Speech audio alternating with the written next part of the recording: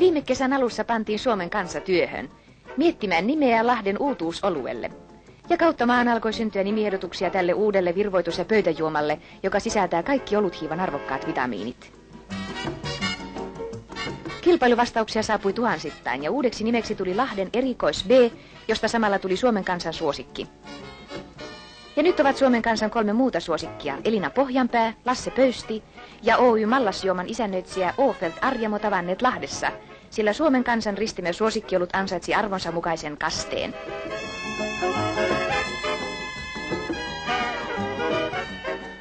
Kas noin.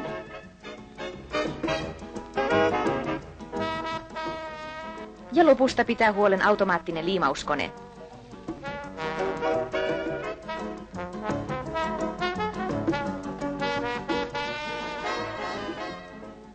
Kyllä Ofa ansaitsee tästä oikein suukon. Ja niin lähti Lahden erikois B tuomaan terveyttä ja voimaa jokaiseen perheeseen.